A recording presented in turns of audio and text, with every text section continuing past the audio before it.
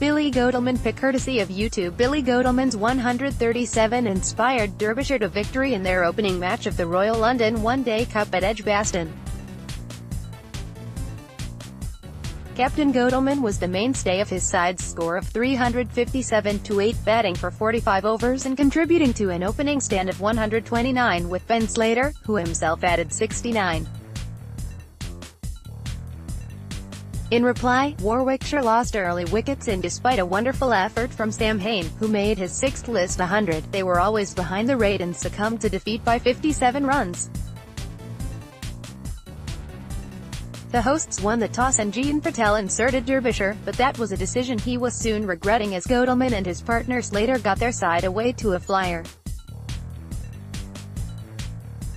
In 19 overs the pair put together a partnership of 129, in which they made the Warwickshire bowlers toil in the early summer sunshine.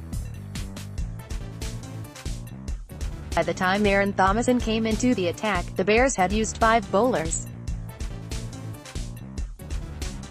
Thomason did make the breakthrough however, deceiving Slater with a slower ball and having him caught by Adam Hose for a well-constructed 69.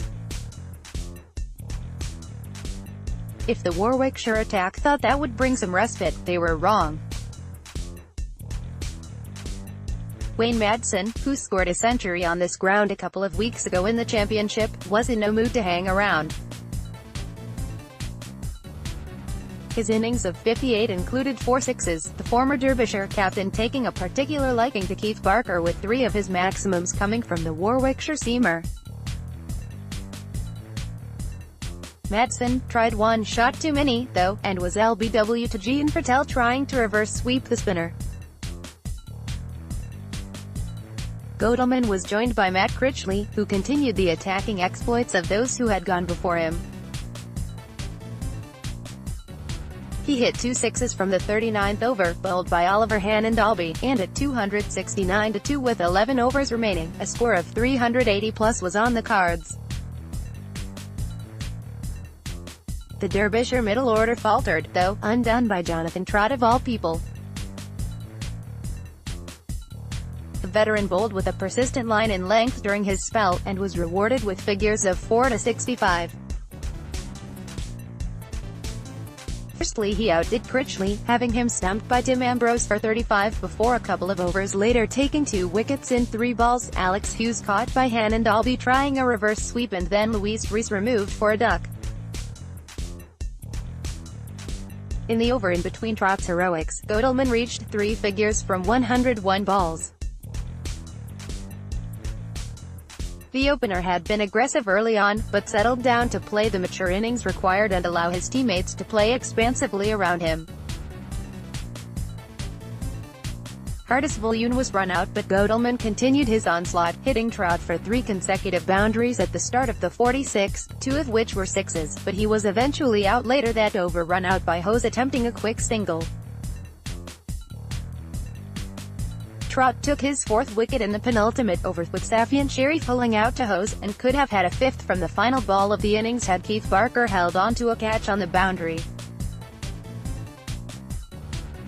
It was not to be. Derbyshire finished on 357-8. Warwickshire needed a good start, chasing down their opponent's highest List A score since 1991. They didn't get it. Pollock hit a couple of early 4s, but then chipped an Olivier delivery to Viljoen at mid-on. Duane Olivier had his second not long after, and Trott, who had looked in good touch, even displaying a vintage straight drive when he feathered behind to Darren Smith. At 20-2 Warwickshire were in some trouble.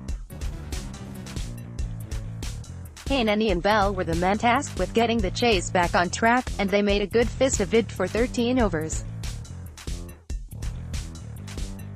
Hain was in excellent form, hitting a lovely 6 over mid-on, the highlight of his 41-ball half-century. Bell was less fluent and eventually undone by Critchley for 18, the former England international not at his best on this flat wicket. Hose joined Hain and was watchful early on but looked to be getting into his groove, hitting Critchley for a straight 6. though not long after, on 33, he sent the ball straight back into the hands of Ravi Rampal, after a partnership of 75, to leave the Bears 173-4.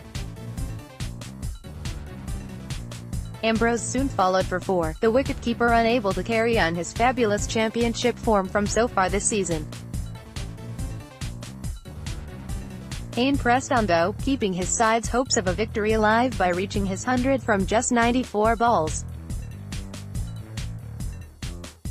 His knock had looked effortless at times, and will do him no harm in his pursuit of a potential England call-up. He was running out of partners, though, Thomason the latest to go, caught behind by Smith off Rees. Hain was now the key wicket and, knowing that he was now batting with the tail, he attempted to go big down the ground but was caught by Rampal on the boundary to give Rees his second victim. Jean Patel came and went for 11 lbw to Viljoen, and at 228-8 the match seemed over. Barker had other ideas, however. Along with Ollie Stone, a partnership of 59 was constructed. Barker was the aggressor, but Stone more than played his part in an entertaining period of play that at least gave the home fans something to smile about. Stone eventually perished for 16, Sharif with his first wicket for Derbyshire. Barker continued with his attacking stroke play, reaching a quick-fire 48, but his partner Hanan Dalby was caught by Matson for 5, again off Sharif, to leave him too short of a half-century, and his side bowled out for exactly 300. Warwickshire centurion Hain felt they didn't quite get it right with batter ball. I think we were a little bit off the pace on both fronts really. We lost wickets in clusters and probably bowled them 20-32. Hain is still confident that his team can turn their campaign around. "I'd back our team to chase anything down," he said, "but it is what it is, and we'll come back and put it right. We won the first game last year and didn't win many after that. The boys are playing some good cricket.